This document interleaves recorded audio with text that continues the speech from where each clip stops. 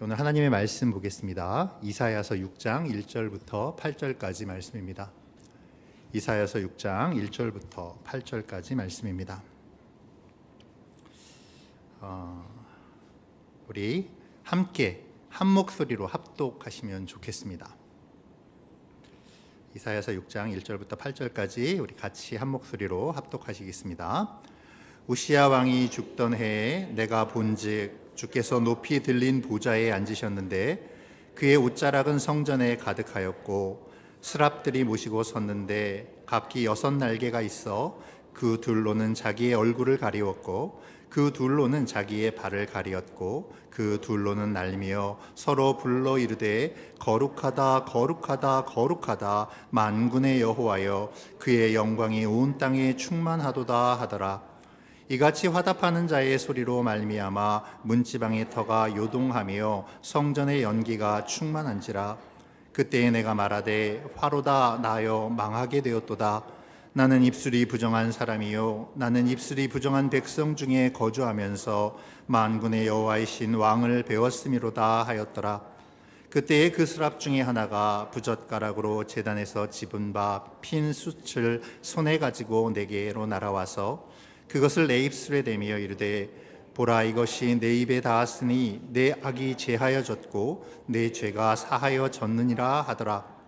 내가 또 주의 목소리를 들으니 주께서 이르시되 내가 누구를 보내며 누가 우리를 위하여 갈꼬 하시니 그때에 내가 이르되 내가 여기 있나이다 나를 보내소서 하였더니. 아멘.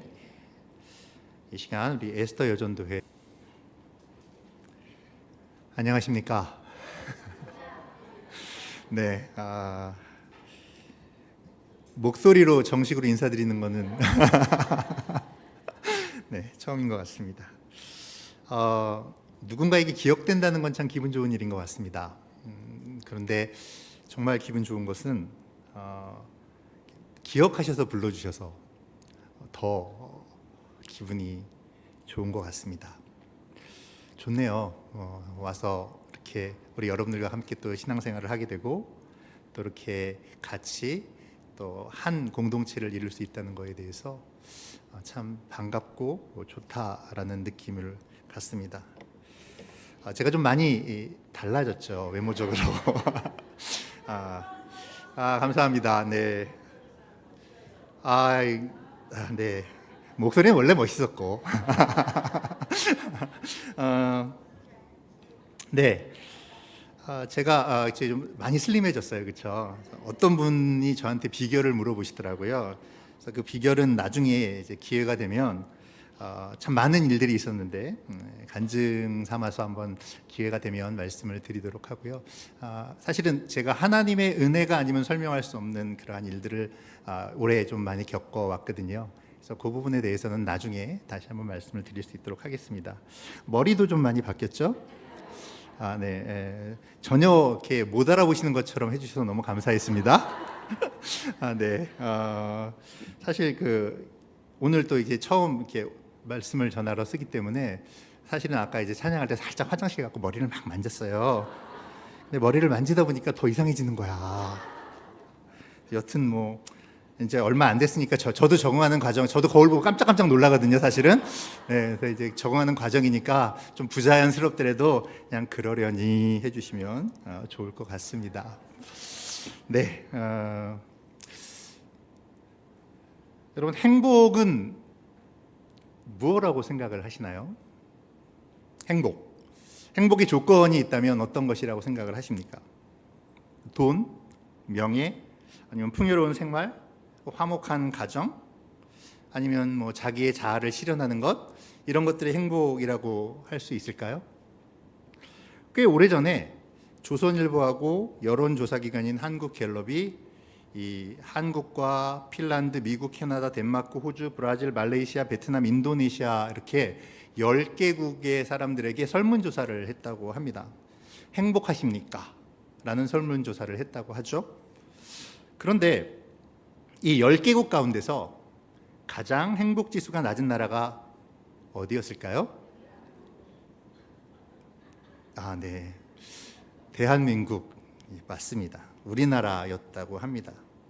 그런데 놀라운 것은요, 행복해질 수 있는 조건을 그래도 우리나라가 다른 강대국에 비해서는 그렇다고 치지만, 또 우리가 생각했을 때 다른 이렇게 그 동남아권에 있는 그런 국가들보다는 우리가 훨씬 더 윤택하다고 사실은 생각을 하고 있잖아요.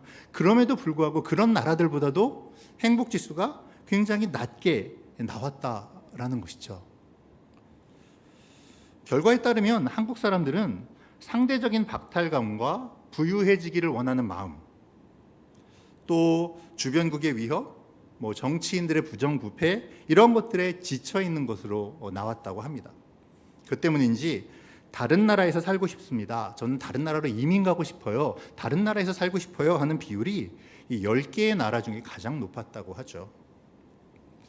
과거보다는 훨씬 많은 것을 소유하고 살고 있지만 정작 만족감은 낮아졌다라는 것입니다. 어쩌면 우리는 많은 것을 소유하고 있지만 행복할 수 없는 시대를 살아가고 있는지도 모르겠습니다. 많은 것을 소유하지만 행복할 수 없는 시대, 오늘 본문의 이사야 역시 그런 시대를 살아가고 있었죠. 분명히 나라는 부유해졌습니다. 잘 살게 되었습니다. 그런데 영적으로, 도덕적으로는 많이 타락한 시대를 살아가고 있었던 그 시대가 바로 이사야가 살고 있던 시대라고 할 수 있습니다. 대외적으로 갈수록 국제 정세는 어려워지고요, 호시탐탐 강대국은 이스라엘을 노리고 있던 시대였기도 했습니다. 그런 위기의 시대가 바로 이사야의 시대라고 할 수 있습니다. 오늘 말씀은 우시야 왕이 죽던 해에라는 말로 시작하고 있습니다. 이사야의 시대의 시작이 우시야라는 왕이 죽은 그 해부터 시작되었다라는 것이죠. 그럼 우시야 왕은 어떤 왕일까? 우시야는 16살의 왕으로 등극해서 52년 동안 유다를 다스렸던 왕입니다. 그런데 이때 이 우시야 왕의 치하에서 이 유다는 국력이 아주 신장돼서 최고의 전성기를 이루고 있었죠. 백성들은 태평성대를 이루게 됩니다. 그런데 안타깝게도 이러한 태평성대 가운데서 신앙은 식어져가고 향락과 사치풍조는 만연하며, 그렇게 하나님의 백성인 이스라엘은 점점 타락의 길로 흘러가고 있었다라는 것이죠.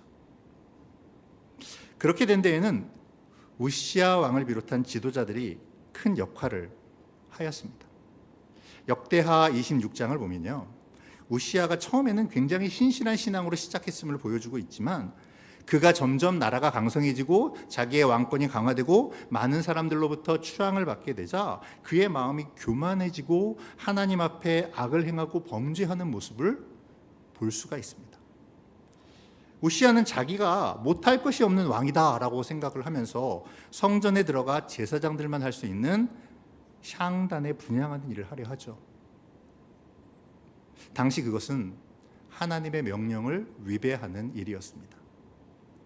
그럼에도 불구하고 우시야는 자기가 왕이었기 때문에, 내가 왕이고 내가 하지 못할 일은 없다라고 생각했기에 그러한 교만한 마음을 가지고 자기가 하지 말아야 할 행동을 하고 있는 것이죠. 결국 그는 하나님의 징계를 받아서 분향하는 그 순간 문둥병에 걸리게 되고 노년에 고생하다가 죽게 됩니다. 처음에는 선하게 시작하였지만 교만함으로 멸망하게 된 것이죠. 자신의 힘만 믿고 살았던 이 땅의 왕은 진정한 하늘의 왕에 의해서 무너지게 되었습니다. 이렇게 위대한 지도자가 죽자 나라는 점점 위기 속으로 빠져들게 됩니다. 당시 강대국이었던 아수르의 가장 위대한 왕으로 불리는 디글랏 빌레셋이 등극하면서 근동 지방은 전쟁의 위협에 놓이게 되었습니다. 그렇게 세계 정세는 점점 어려워지고 있었습니다. 영적으로, 국가적으로 큰 위기감에 사로잡혀 있던 시기, 그 시기가 또한 이사야의 시대라고 할 수 있을 것 같습니다. 그렇다면 오늘을 살아가는 우리의 시대는 어떨까요? 오늘을 살아가는 우리의 시대도 다르지 않은 것 같습니다. 국제 정세는 점점 다시 냉전 시대로 돌아가는 것 같죠. 강대국들은 자신들의 이익을 위해서 다른 나라를 침공하기를 서슴지 않습니다. 보이지 않는 무역 전쟁은 점점 치열해지고 있죠. 이러한 시기에 유일한 분단 국가인 우리나라는 어떻게 살아가야 할까요? 경제적으로 강국이 되었다지만 다른 강대국과의 줄타기 외교를 계속해야만 하는 그러한 위치에 놓여 있습니다. 내부적으로는 또 어떻습니까? 물가는 점점 오르고 여러 가지 경제 여건이 어려워지면서 고통을 당하는 사람들은 늘어나고 있습니다. 청년들은 직장을 잡지 못하고 허덕이고 있고 공직자들과 지도자들의 부패는 국민들을 점점 더 어렵게 하고 있죠. 여기에 세상적인 가치관은 신앙인으로서 사는 것을 더욱 어렵게 합니다. 물질 만능주의와 음란한 문화들, 쾌락주의와 개인주의, 세상이 주는 즐거움은 참된 신앙의 본질의 모습이 거추장스럽게 여겨지도록 유혹합니다. 분명히 잘 살게 되었는데 상대적인 박탈감은 더 큰 좌절로 돌아오게 되고 있죠. 손해보지 않기 위해 더욱 악착같이 경쟁해야 되고 수단과 방법을 가리지 않고 상대를 넘어서야만 하는 시대를 살아가고 있습니다. 이러한 시대에 우리가 신앙을 가지고 올바르게 살아간다는 것은 정말 바보 같은 짓처럼 여겨지기도 합니다. 자, 그러면 이러한 위기의 상황에서 우리의 모습은 어떠해야 할까요? 신앙인으로서의 우리들의 삶은 어떠한 삶을 살아가야 할까요? 오늘 본문 속 이사야의 모습은 위기의 상황에서 하나님의 백성이 가져야 할 태도를 잘 보여주고 있다고 할 수 있을 것 같습니다. 국가적인 위기 앞에서 그리고 개인적인 위기 앞에서 하나님의 사람 이사야는 하나님의 성전으로 올라갑니다. 땅의 왕은 무너졌고 온 나라가 위기에 사로잡혀 있는 그때에 신앙은 점점 무너져가고 세상을 따라 타협하는 신앙이 만연한 그 시대에 이사야는 세상을 보는 것이 아니라 하나님을 바라보고 있는 것이죠. 땅의 왕이 아니라 하늘의 왕을 바라보고 있습니다. 오늘 말씀은 신앙인의 모습은 이러해야 한다라고 우리에게 알려줍니다. 땅을 신뢰하는 것이 아니라 하늘을 신뢰하는 것, 하늘의 왕이신 하나님을 신뢰하고 의지하는 것, 이것이 오늘 이사야가 우리에게 보여주는 도전이자 하나님이 우리에게 요구하시는 믿음인 것입니다. 이사야는 성전에서 하늘 보좌를 바라보고 있습니다. 그리고 하나님은 그에게 환상을 보여주시죠. 이사야는 그 환상 속에서 주님께서 높이 들린 보좌에 앉으신 것을 바라봅니다. 말씀은 이사야가 바라보는 이 주의 보좌를 묘사하며 주님의 옷자락이 성전에 가득하였다라고 기록하고 있습니다. 당시의 왕들은 보통 흘러내리는 긴 옷을 입고 있었죠. 이는 왕의 위엄과 다스리심을 상징하는 것입니다. 하나님의 옥자락이 성전에 가득했다라는 표현은 그렇게 온 땅을 하나님께서 다스리시고 계심을 상징적으로 보여주고 있는 것이기도 하죠. 다스리시던 땅의 왕은 넘어졌지만 하늘의 왕이신 하나님의 다스리심은 넘어지지 않았음을 보여주고 있는 것입니다. 하나님의 다스리심, 그렇습니다. 우리의 삶이 아무리 어려운 가운데 있어도 하나님께서 다스리신다는 사실은 변함이 없는 것이죠. 여러 가지 사업과 삶의 현장에는 어려움이 있다 하더라도 그러나 결국 그 삶조차도 하나님께서 다스리고 계시다라는 것입니다. 아무리 답답한 순간에 서 있다 할지라도 우리가 하나님의 자녀이고 믿음 가운데 견고하게 서 있다면 하나님께서 우리의 삶을 다스려 주신다라는 것입니다. 여러분 혹시 이 찬양을 아십니까?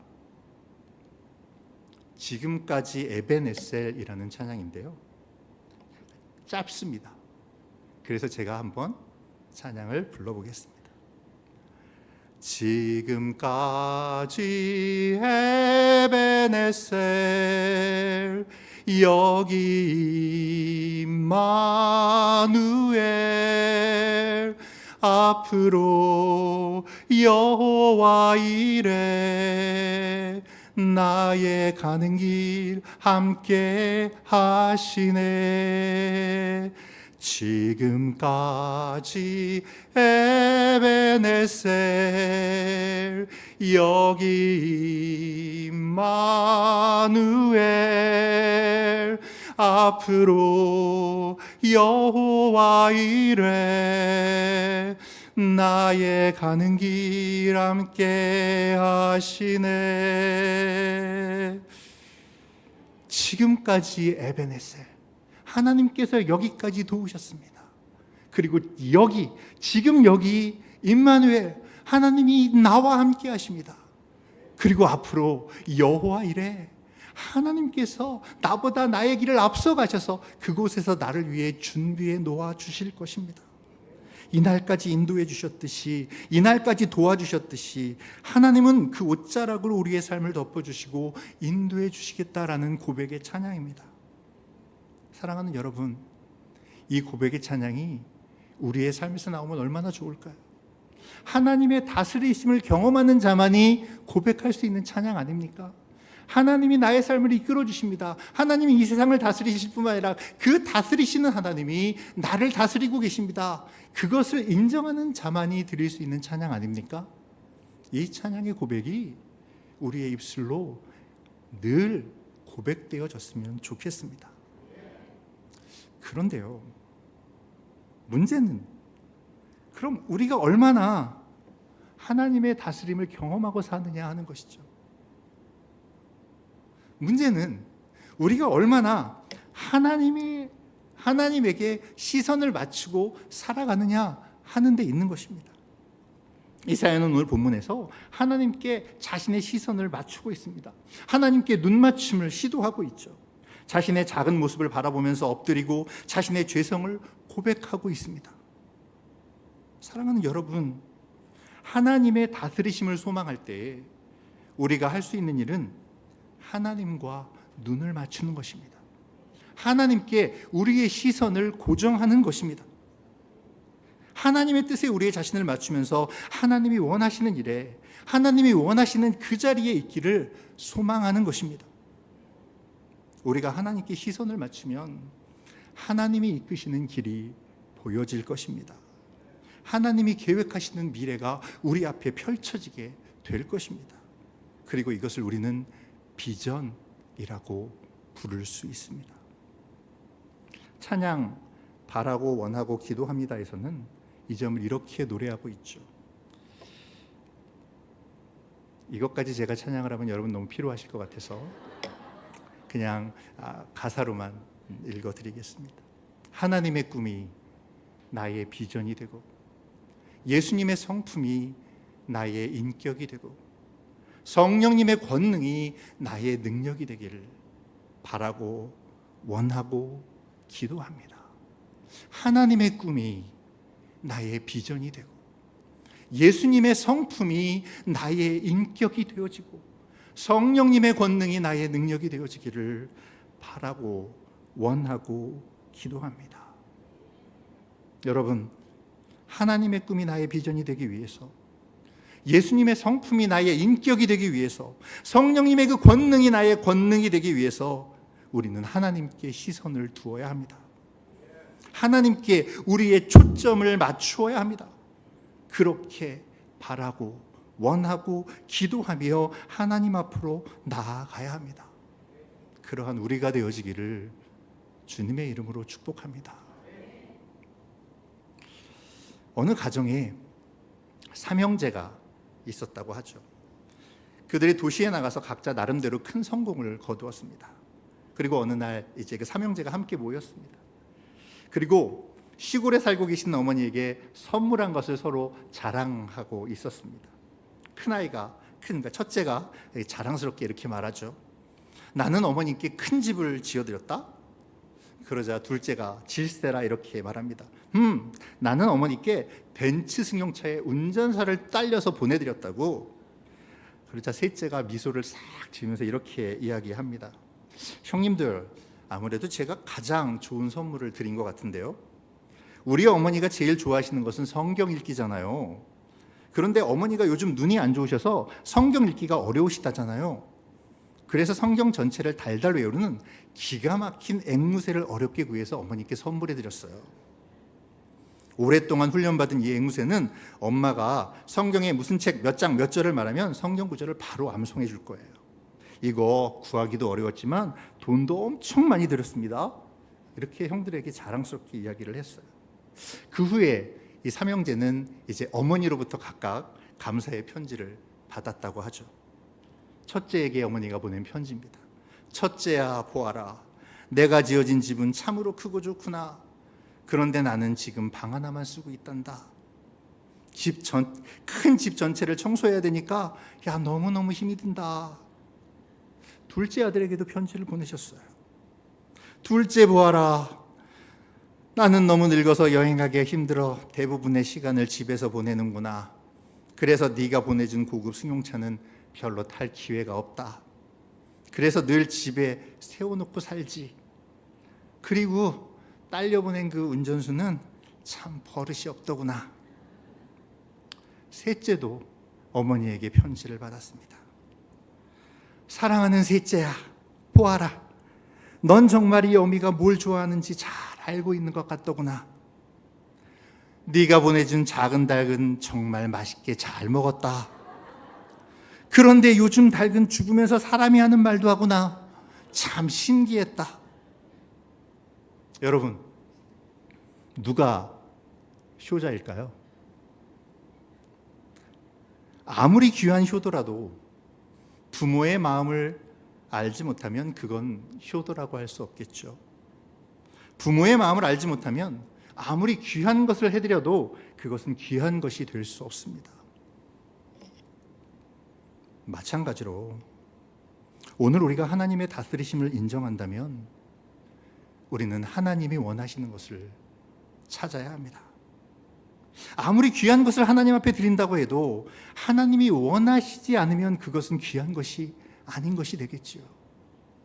아무리 좋은 것과 아무리 좋은 열심을 낸다 하더라도 하나님이 원하시는 자리에 있는 열심이 아니라면 그것은 귀한 열심이 될 수 없을 것입니다. 하나님이 원하시는 것을 하지 않는다면 그것은 불순종이요 불신앙이 되는 것임을 우리는 반드시 기억해야만 합니다. 사랑하는 여러분, 하나님께 시선을 맞춘다는 것이 무엇입니까? 우리의 삶을 철저하게 하나님께 맞추는 것 아닙니까? 하나님이 원하시는 것을 찾고 행하는 것, 이것이 하나님께 우리의 시선을 맞추는 것 아닙니까? 그때의 하나님의 꿈이 나의 비전이 되고 예수님의 성품이 나의 인격이 되고 성령님의 권능이 나의 권능이 되어질 것입니다. 그리고 비로소 하나님의 미래가 우리 앞에 펼쳐지게 될 것입니다. 이사야가 하나님께 시선을 두며 서 있었을 때 거기에 하나님의 영광이 가득했습니다. 이사야가 하나님께 시선을 두고 하나님의 뜻을 구할 때에 구원하시고 인도하시는 하나님의 영광이 충만하게 임하여진 것이죠. 여러분, 이것이 무엇을 의미하는 것입니까? 우리가 하나님 앞으로 나아가 하나님께 우리의 모든 시선을 드리고 하나님의 뜻을 구한다면 하나님이 구원하시는 영광이 우리의 가정과 일터에 나의 심령 속에 충만하게 된다는 것 아닙니까? 이러한 하나님의 영광이 우리의 삶에 충만해지기를 소원합니다. 그러면 하나님의 영광이 충만해질 때, 우리가 하나님의 영광이 충만해졌을 때 반드시 일어나는 일은 어떤 것이 있을까요? 2절을 보면 영광의 보좌 앞에 스랍들이 둘러섰다고 말씀하고 있습니다. 이 스랍들은 하나님의 임재와 영광을 앞에 두고 진정으로 하나님을 섬기는 존재들인데요, 그러한 스랍들이 오늘 서로 찬양하고 있다라고 기록하고 있죠. 서로 부른다라는 표현은 두 편으로 나뉘어 노래를 부르는 방식을 의미합니다. 그들은 목소리를 드높여 화답하며 하나님의 거룩을 찬양하고 있죠. 우리가 하나님과 눈맞춤 속에서 하나님의 임재하심을 믿는다면 그리고 그 임재 안에서 하나님께서 우리를 다스리심을 믿는다면 우리는 마땅히 찬양해야 함을 오늘 본문은 보여주고 있는 것입니다. 그럼 우리의 찬양의 내용은 무엇이 되어야 합니까? 오늘 스랍들이, 천상의 거룩한 존재들이 하나님을 찬양했던 그 소리, 거룩하다, 거룩하다, 거룩하다. 우리의 찬양의 내용도 역시 이 거룩하다가 되어야 하는 것 아니겠습니까? 하나님을 영화롭게 하는 것은 우리가 죄악을 떠나 스스로 겸비하여 거룩하게 되는 것입니다. 물론 이러한 역사가 우리의 뜻대로, 우리의 힘대로 이루어지는 것은 아닙니다. 그래서 우리는 하나님의 은혜를 구해야 되고 하나님 앞에 서 있어야 하는 것입니다. 그리고 하나님이 주시는 거룩으로 하나님을 높이고 하나님을 찬양해야 하는 것이죠. 입술로 드리는 찬양도 중요합니다. 그러나 마음과 우리의 삶으로 드리는 예배와 찬양, 거룩한 삶을 살고자 항상 하나님 앞에 서는 삶은 더욱더 중요하다라는 사실을 우리는 기억해야만 합니다. 오늘 보면 4절에서 천상의 존재들이 찬양하기 시작할 때의 모습을 문지방의 터가 요동하며 라고 기록하고 있습니다. 여호와의 거룩하심과 영광을 찬양하기 시작했을 때 문지방이 흔들렸다라는 것이죠. 이것은 그들의 찬양이 얼마나 힘이 있었는지를 보여주는 것이기도 합니다. 하나님의 거룩을 노래하고 하나님의 거룩을 힘입는 삶의 능력이 얼마나 강력한 것인가를 보여주고 있는 것이죠. 오늘 우리의 찬양은 어떠합니까? 우리의 찬양은 거룩한 삶과 연결되어서 힘과 능력이 나타나는 찬양이 되어지고 있습니까? 우리의 찬양이 입술로만 드려지는 찬양이 아니라 거룩한 삶을 통해 나오는 우레와 같은 능력의 찬양이 되어지기를 소원합니다. 지휘자이자 작곡가인 레너드 번스타인이라는 사람이 있습니다. 이 사람의 작품 가운데 새 명상곡이라는 작품이 있는데요, 첼로 협주곡입니다. 근데 명상곡 하면요, 여러분 어떻습니까? 명상곡 하면 제일 먼저 떠오르는 게 어떤 악상이 떠오르십니까? 은은하고 듣기 좋은 조용한 멜로디, 이런 것들이 떠오르시죠. 그런데 이 번스타인의 이 새 명상곡은요, 아주 격렬합니다. 마치 마음과 생각을 송두리째 흔들어 놓을 만큼 과격하죠. 명상곡인데 말입니다. 평론가들은 이 협주곡이 끝날 때에 번스타인의 이 곡에 대해서 이렇게 표현했다고 합니다. 한 사람 한 사람에게 참된 내적 평화와 믿음이 무엇이며 어떻게 찾느냐는 질문을 던지는 것 같았다. 번스타인은 어느 누구 못지않게 진정한 평화와 믿음에 대해 평생 고민했던 음악가라고 합니다. 그리고 그것을 전하는 것이 연주라고 믿었기에 리허설 때 땀을 뻘뻘 흘리면서 단원들에게 이렇게 이야기했다고 합니다. 더 가슴으로 연주하십시오. 이 음악은 당신의 모든 것을 바칠 가치가 있습니다. 굳이 번스타인의 말을 빌리지 않는다 하더라도 하나님께 올려드릴 찬양과 예배는 우리의 모든 것을 바칠 가치가 있습니다. 사랑하는 여러분, 찬양과 예배의 모든 것을 바칠 만한 가치가 있다고 믿으십니까? 그렇다면 우리는 예배와 찬양에 힘써야 합니다. 단순히 교회에 출석하는 이 시간뿐만 아니라 우리의 삶 전체에서 하나님을 예배하는 예배자의 삶으로 노래하는 찬양의 삶이 되어져야 합니다. 거룩하다, 거룩하다, 거룩하다를 노래했던 그 천상의 존재들처럼 우리도 하나님의 거룩을 드러내며 거룩을 노래하며 하나님의 영광을 드러내야 합니다.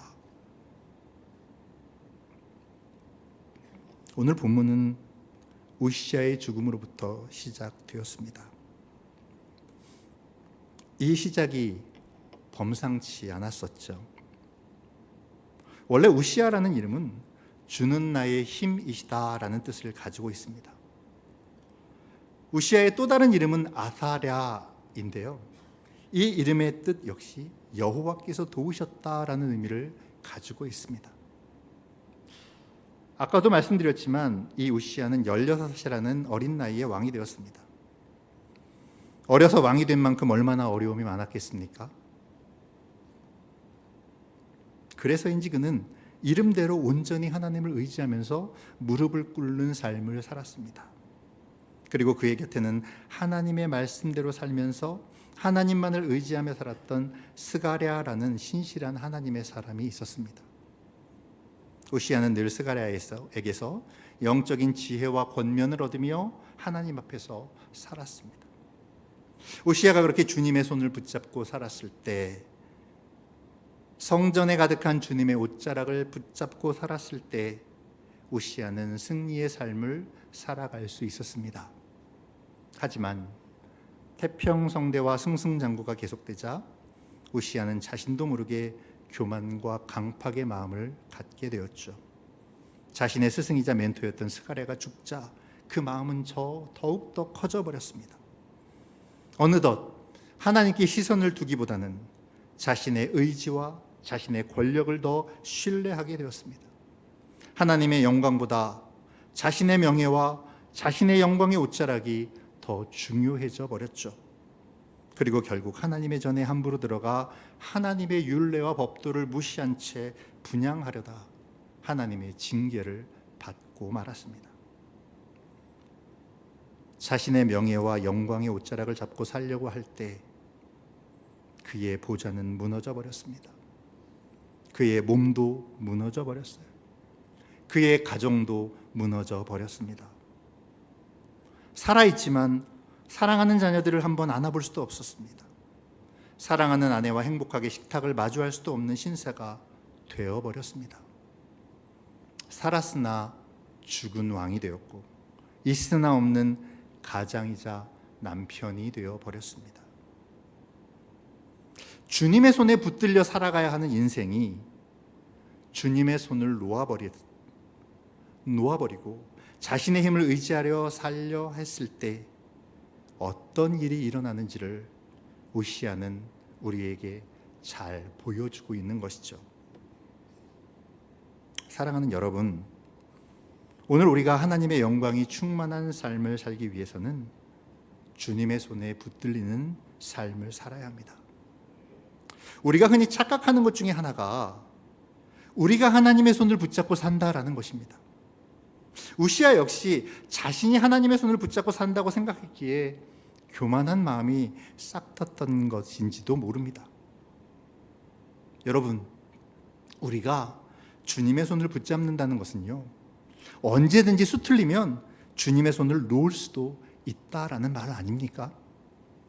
이건 역시 또 다른 의미에서의 교만일 수 있음을 우리는 명심해야 합니다. 가장 든든한 것은 내가 주님의 손에 붙들리는 것입니다. 주님의 손을 잡으려고 하는 것보다 주님의 손에 붙잡힐 때에 훨씬 안전하다라는 사실을 기억하는 우리가 되었으면 좋겠습니다. 여러분, 아이들을 키워보셨잖아요. 복잡한 놀이동산이나 복잡한 어떤 그러한 시내에 갔을 때 여러분 어떻습니까? 여러분의 자녀 보고 얘들아 내 손을 꼭 잡아야 돼? 나 놓치면 안 돼? 라고 이야기하시죠. 그러면서 어떻게 하십니까? 애가 자기의 내 손을 꼭 붙잡게 내버려 두십니까? 아니잖아요. 우리가 자녀의 손을 꽉 붙들잖아요. 아이가 아버지의 손을 붙잡는 것보다 아버지가 아이의 손을 붙드는 것이 훨씬 더 안전하다는 사실을 우리는 잘 알고 있지 않습니까? 주님께 붙들리는 삶, 주님의 손에 붙잡혀 있는 삶, 이 삶을 살아가기를 다짐하고 즐거워하는 저와 여러분들이 되셨으면 좋겠습니다. 그런데요, 붙잡히기 위해서 먼저 해야 할 것이 있죠. 내가 하나님 외에 움켜쥐고 있는 것을 놓아버리는 일입니다. 여러분, 혹시 이런 예화를 들어보셨는지 모르겠어요. 어느 신실한 사람이 안개가 자욱한 산길을 걸어가고 있었습니다. 한 치 앞도 볼 수 없는 상황 속에서 그만 발을 헛디뎌서 절벽이라 생각하는 곳에 떨어지게 되었죠. 천신만고 끝에 절벽 끝에 있는 숲을 간신히 잡고 매달려 있습니다. 그리고 그 절체절명의 순간에 신실한 사람답게 하나님께 간절하게 기도했습니다. 하나님, 제발 저를 살려주십시오. 저를 구원해 주십시오. 하나님, 제발 좀 살려주십시오. 정말 온 힘을 다해서 하나님께 간구했습니다. 그리고 그 믿음의 기도에 하나님이 응답해 주셨어요. 하늘에서 이런 음성이 들려왔다고 하죠. 그래, 사랑하는 아들아, 내가 너를 구원하겠다. 그러니 너는 먼저 네가 잡고 있는 그것을 놓아보렴.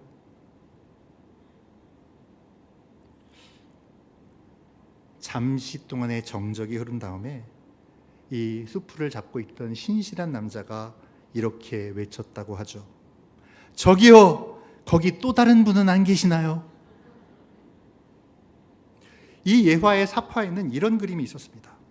안개 및 절벽 아래 바닥이 불과 1m 정도밖에 되지 않았다라는 것이죠. 사랑하는 여러분, 오늘 우리가 놓지 못하는 것이 무엇입니까? 돈입니까? 안정된 생활입니까? 나에게 즐거움을 주는 게임과 문화생활입니까? 취미생활입니까? 이 모든 것을 놓지 않을 때 우리는 하나님의 손에 붙들릴 수 없습니다. 그리고 하나님의 영광 역시 볼 수 없게 될 것입니다. 오늘 본문은 위대한 선지자 이사야가 사명을 받는 이야기입니다. 위대한 선지자 이사야는 오늘 하나님의 앞에서 환상 중에 주님의 영광을 보았고 그 영광으로 말미암아 사명과 소명을 받았습니다.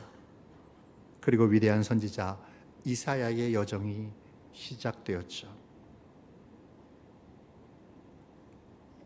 여러분, 오늘 우리도 하나님께 부르심을 받은 사람들 아닙니까? 하나님께서는 부르심을 받은 우리가 하나님의 영광을 보시기를, 하나님의 영광을 보기를 원하십니다. 그리고 그 영광을 드러내며 하나님의 통치를 이 땅에 보이기를 원하십니다. 그 일을 위해 우리를 택하셨고 이 땅에 보내주셨습니다.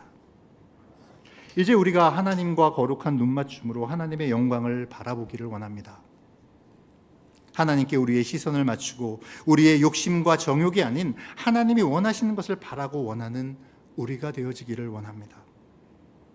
또한 우리의 삶이 하나님을 찬양하는 찬송의 삶이 되어지기를 원합니다. 하나님을 찬양하는 우리의 삶의 소리가 우레와 같이 크고 강하게 하나님의 거룩을 드러낼 수 있기를 소원합니다. 그리고 이를 위해 하나님의 손에 붙들리기를 주저하지 않는 우리가 되어지기를 원합니다. 하나님의 손에 붙들려 주님이 주시는 멍에를 메고 주님이 이끄시는 대로의 삶을 살아갈 수 있기를 바랍니다. 이 시간 우리가 함께 찬양하기를 원하는데요, 시선이라는 찬양입니다. 내게로부터 눈을 들어 모든 시선을 주님께 드리고 살아계신 하나님을 느낄 때 세상은 주의 역사가 되고 하나님이 일하기 시작하네. 우리 함께 이 찬양을 하나님께 고백하면 좋겠습니다.